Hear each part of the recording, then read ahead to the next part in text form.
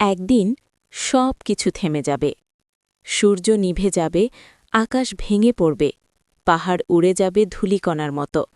সেদিন কেউ কাউকে চিনবে না, মা তার সন্তানকে ভুলে যাবে। আপনি, আমি, আমরা সবাই দাঁড়িয়ে থাকব এক ভয়ঙ্কর দিনের সামনে। সেই দিন কিয়ামতের দিন।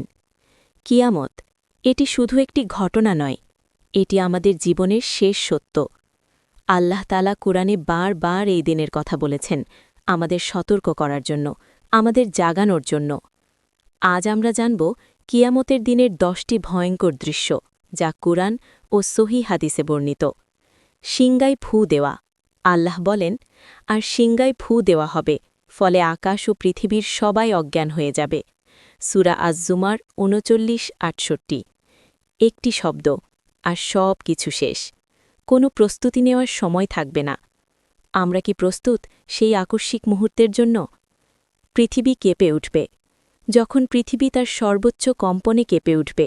সূরা জিলজাল ৯-১। মাটি ফেটে যাবে, সব গোপন বিষয় বের হয়ে আসবে। আমাদের লুকানো কাজগুলোও প্রকাশ পাবে। পাহাড় ধূলিকণায় পরিণত হবে। পাহাড়গুলো হবে উড়ন্ত তুলার মতো।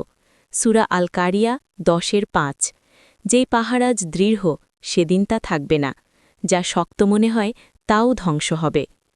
আকাশ ছিন্ন ভিন্ন হয়ে যাবে। যখন আকাশ ফেটে যাবে। সূরা ইনশিকাক ৮৪-১।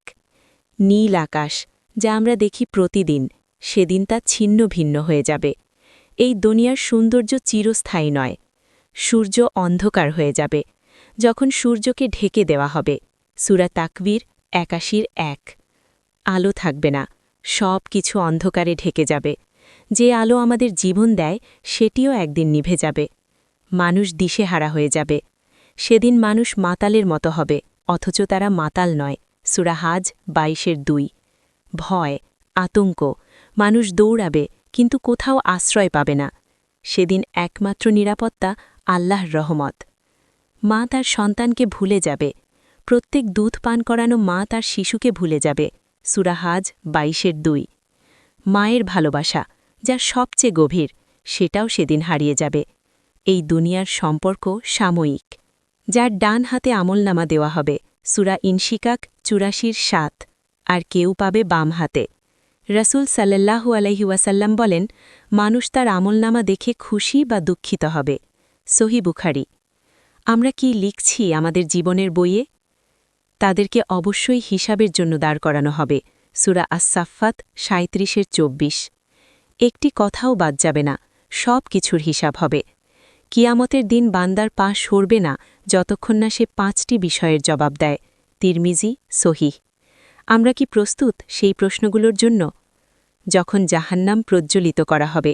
সূরা তাকবীর ৮১-১২। আগুন, যার তাপ দুনিয়ার আগুনের চেয়ে অনেক গুণ বেশি। রাসূল সাল্লাল্লাহু আলাইহি ওয়াসাল্লাম বলেন, দুনিয়ার আগুন জাহান্নামের আগুনের ৭০ ভাগের ১ ভাগ। সহিহ বুখারী। আমরা কি সেই আগুন থেকে বাঁচার চেষ্টা করছি? কুরআনের এই আয়াতগুলো শুধু ভয় দেখানোর জন্য নয়, এগুলো আমাদের জাগানোর জন্য। আল্লাহ চান আমরা যেন বুঝি, এই দুনিয়া সাময়িক, আখিরাত চিরস্থায়ী। আমরা ব্যস্ত, কাজে, দুনিয়ায়, স্বপ্নে, কিন্তু কিয়ামতের কথা কি মনে করি? আমরা নামাজ ফেলে দেই, গুনাহ করি, তারপর বলি সময় আছে। কিন্তু কিয়ামত হঠাৎ আসবে। আজই পরিবর্তন শুরু করতে হবে। একদিন আপনি একা দাঁড়াবেন। কেউ থাকবে না, না বন্ধু, না পরিবার, শুধু আপনি আর আপনার আমল। সেদিন যদি আমরা কাঁদি, তা কোনো কাজে আসবে না। আজ সময় আছে, আজই ফিরে আসুন আল্লাহর পথে। নামাজ ঠিক করুন, গুনাহ ছেড়ে দিন, আল্লাহর কাছে ক্ষমা চান, মানুষের হক আদায় করুন, কারণ কিয়ামতের দিন আর সুযোগ থাকবে না। হে আল্লাহ, আমাদের কিয়ামতের ভয়াবহতা থেকে হেফাজত করুন।